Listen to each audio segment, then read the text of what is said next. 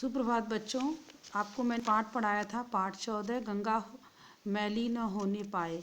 इस पाठ का मैं आपको अभ्यास कार्य जो है उसे समझाऊंगी और उसके बाद से इस पाठ के अभ्यास में क्या करना वो बताऊंगी। सबसे पहले आता है मौखिक प्रश्न। तो मौखिक प्रश्न में पहला प्रश्न जो है आप देखेंगे कि गंगा को पृथ्वी पर लाने के लिए किसने तपस्या की थी। इस प्रश्न का उत्तर है कि गंगा को पृथ्वी पर लाने के लिए भागीरथ ने तपस्या की थी। जो प्राचीन काल में हमारे भागीरथ पूर्वज थे, उन्होंने गंगा को लाने के लिए गंगा की कठिन तपस्या की थी। कपिल मुनि के श्राप से कौन भस्म हो गए थे। दूसरा जो प्रश्न है, कपिल मुनि के श्राप से भागीरथ के जो पूर्वज थे वे भस्म हो गए थे। तीसरा है, भागीरथ की भक्ति के सम्मुख कौन बेबस हो गए। भागीरथ की भक्ति के सामने महादेव यानी शंकर भगवान बेबस हो गए। गंगा के संरक्षण के लिए किस आयोग का गठन किया गया था। तो यहाँ पे गंगा के संरक्षण राष्ट्रीय गंगा आयोग गठित किया गया था। राष्ट्रीय गंगा के संरक्षण के लिए राष्ट्रीय गंगा आयोग का गठन किया गया था। तो ये हो गए आपके मौखिक प्रश्न। दूसरा है आपके अर्थ ग्रहण संबंधी प्रश्न। पाठ्यांश पढ़कर नीचे दिए गए प्रश्नों का संक्षिप्त उत्तर दिए। संक्षिप्त नहीं, छोटा उत्तर लिखना हमें। दूसरी ओर गंगा की स्वच्छता, उसके नरसंगिक प्रभाव की निरंतरता आदि को बनाए रखने के विषय में कोई ठोस कदम उठाया नहीं गया। यदि वैज्ञानिक दृष्टि से देखा जाए तो गंगा क्षेत्र में रहने वाली करोड़ों की आबादी अपने जीवन और जीविका के लिए गंगा पर निर्भर है। पिछले कुछ दशकों के विकास की अंधी दौड़ में गंगा के उद्गम क्षेत्र गौमुख से लेकर बंगाल की खाड़ी से मिलने तक गंगा की जाने वाली अवांछनीय गतिविधियों एवं परिवर्तनों से उसके अस्तित्व पर प्रश्न लगे। आज स्थिति में अतिक्रमण, प्रदूषण और भूजल के शोषण ने गंगा का सदा नीरा रूप को लगभग लुप्त कर दिया यानी गायब कर दिया है। तो यहाँ पे आप आएंगे तो देखेंगे इससे 3 प्रश्न पूछे गए हैं। 3 प्रश्न आप देख रहे हैं पूछे गए हैं। सबसे पहले, गंगा के आसपास रहने वाले लोगों के लिए गंगा किस प्रकार महत्वपूर्ण है। गंगा के आसपास रहने वाले करोड़ों की आबादी लोग की जीविका जो है गंगा पर निर्भर है। दूसरा है, गंगा कहाँ से निकलती है। गौमुख से निकलती है और बंगाल की खाड़ी में जाकर के मिल जाती है।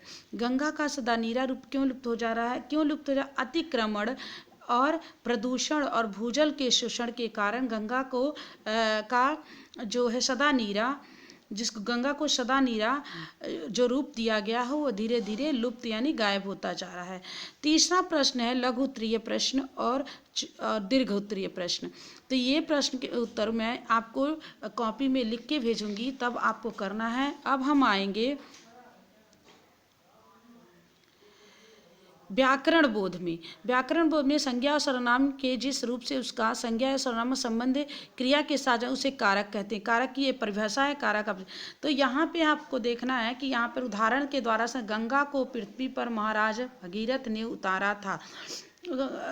जो को है कर्म कारक है और ये ने है जो कर्ता कारक का चिन्ह है। इसी तरह से और भी अन्य उदाहरणों से आपको समझाया है।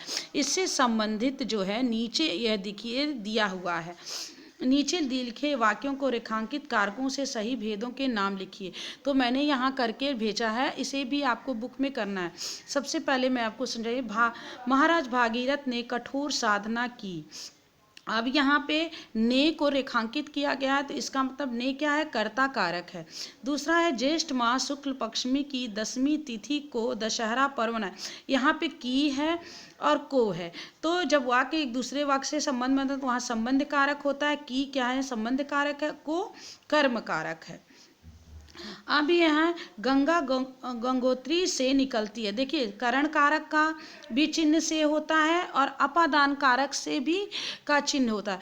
करण कारक का मतलब होता है किसके द्वारा हम काम कर रहे हैं, और अपादान कारक से अलग होने का बोध होता है। तो निकलती है तो क्या हो रहा है, हाँ अलग होने का बोध हो रहा है। तो यहाँ पे से निकलती है तो अपादान कारक होगा। गंगा पृथ्वी पर अवतरी में पर, अधिकरण कारक का चिन्ह क्या है, में पर। तो यहाँ पे पर क्या है, अधिकरण कारक है। फिर है, गंगा भगवान शिव की नगरी काशी में प्रभावित होती हुई आगे बढ़ती है। तो यहाँ पे की जो है संबंध कारक है। भगवान शिव की नगरी यानी वाराणसी का संबंध किससे है? भगवान शिव से है। में पर, यहाँ पे में क्या है? प्रभावित होती है, तो में पर किसका? अधिकरण कारक। तो में क्या है? अधिकरण कारक। गंगा के तटों पर अनेक तीर्थ बसे हैं के संबंध कारक, गंगा के तटों पर संबंध कारक, और पर, अब यहाँ पे फिर पर है, में पर क्या है? किसका? अधिकरण कारक। तो पर क्या है? अधिकरण कारक। फिर गंगा की स्वच्छता के लिए प्रयास किया जा रहा है कि संबंध कारक के लिए संप्रदान कारक, यानी संप्रदान कारक का चिन्ह क्या है? के लिए, तो ये संप्रदान कारक हो। हे गंगे तू जीवन दायनी है, तो हे गंगे यहाँ पे संबोधन का चिन्ह दिया हुआ, तो यहाँ पे संबोधन कारक होगा। अब जो है पेज नंबर 120 पे हम आएंगे, 120 पे। तो पेज नंबर 120 पे आपको दिया हुआ है यहाँ पे समास, द्वंद्व समास और द्विगु समास, दो समास दिए हुए हैं। तो द्वंद्व समास में की परिभाषा पहले हम जानेंगे। द्वंद्व समास में आप देखेंगे यहाँ पे कि दोनों पद प्रधान होते हैं, दोनों पदों का बहुत महत्वपूर्ण होता है और प्रधान होते हैं। इसमें जो पहला पद होता है और बाद वाला पद होता है, उसको जोड़ने के लिए योजक चिन्ह लगाए जाते हैं। योजक यानी जोड़ने वाले चिन्ह, जैसे भाई बहन, तो भाई और बहन, तो इस तरह से योजक चिन्ह लगाए जाते हैं। इससे हम परिभाषित करते हैं कि ये द्वंद्वक चिन्ह है। दूसरा है द्विगु समास। द्विगु समास आप देखेंगे हमेशा संख्या में होता है, और संख्या वाले जो होते हैं वो क्या होते हैं? द्विगु समास में होते हैं। तो यहाँ पे आप देखेंगे चौराहा, चार राहों का समाहार। जब हम इसका विग्रह करेंगे तो चार राहों का समाहार, तो द्विगु समास होगा। राजा और प्रजा, तो राजा और प्रजा द्वंद्व समास। नवरत्न, इसमें भी देख रहे हैं आप, नवरत्न दिए तो यानी संख्यावाचक है, तो नवरत्नों का समास द्विगु समास। गुण और दोष द्वंद्व समास। पंचवटी, पांच वटो बरगद का पेड़ का समास द्विगु समास। धूप, दीप और दीप द्वंद्व समास। तो ये हो गया समास। समास आप हिंदी सेकेंड में आपने पढ़ा होगा और उसके हिसाब से दिया हुआ। तीसरा इसमें प्रश्न आया, निम्नलिखित शब्दों से उपसर्ग, प्रत्यय और मूल शब्द को अलग करते हैं। अब आपको मैं बताऊं उपसर्ग क्या का शब्दों के पहले, मूल शब्द के पहले लगते हैं, और प्रत्यय क्या होते हैं? बाद में लगते हैं। अब ये जो शब्द दिए हैं, जैसे सुशोभित है, इसमें उपसर्ग भी है और प्रत्यय भी है। तो हमें क्या करना है? पहले उपसर्ग को लिखना है, फिर मूल शब्द को लिखना है, फिर प्रत्यय को लिखना है। तो सबसे पहले हम देखेंगे आपके एक उदाहरण के द्वारा, इसमें उपसर्ग है, शोभा मूल शब्द, इत प्रत्यय। दूसरा शब्द प्रारंभिक दिया हुआ है, तो उपसर्ग इसमें है मूल शब्द आरंभ, और एक जो है प्रत्यय है। तीसरा शब्द है संलग्नता, तो सम उपसर्ग है, लग्न क्या है? मूल शब्द है, त्याग क्या है? प्रत्यय है। चौथा है स्वच्छता, तो सु उपसर्ग है, अच क्या है? मूल शब्द है, ता क्या है? प्रत्यय है। फिर है अनुसंधान करता, उपसर्ग, संधान मूल शब्द और प्रत्यय कर्ता। आमंत्रित क्या है? आ और मूल शब्द मंत्र और इत प्रत्यय। संरक्षित, सम उपसर्ग, रक्षा और इत। तो इस तरह से आपने देखा कि उपसर्ग और प्रत्यय को अलग किया गया है। अब हम आएंगे, जो चौथा प्रश्न है वो विशेषण से है। विशेषण से इसमें दिया हुआ है संख्यावाचक विशेषण, जिसमें संख्याओं का बोध होता है, जो संख्याओं की विशेषता बताते हैं। परिमाण, जिसमें मात्रा नापतोल की जानकारी होती है। सार्वजनिक, मतलब जिससे विशेषण का जो है विशेषता बताने के लिए उसे जिन शब्दों से प्रयोग किया जाता है उसे सार्वनामिक विशेषण कहते हैं। अब यहाँ पे हम आएंगे तो देखेंगे इससे कुछ प्रश्न दिए गए हैं जो बहुविकल्पीय हैं। तो इसमें हम देखेंगे, यह हिमनदी तीव्र गति से प्रभावित। यह क्या है? सार्वनामिक, जिसे संकेतवाचक विशेषण भी कहते हैं। तो यह इसमें है सार्वनामिक विशेषण।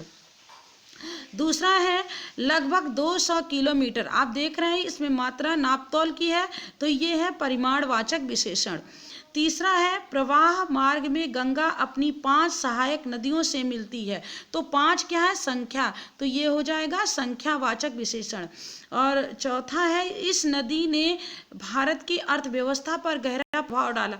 इस क्या है? सार्वनामिक या संकेतवाचक, तो यहाँ पे सार्वनामिक का ही संकेतवाचक नाम है, तो यहाँ पे मैंने आपको टिक किया है सार्वनामिक विशेषण पर। फिर है राहुल ने कुछ खल खरीदे।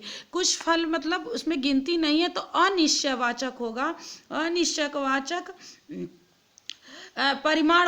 परिमाणवाचक विशेषणों कुछ है, तो अनिश्चय परिमाणवाचक होगा इसमें।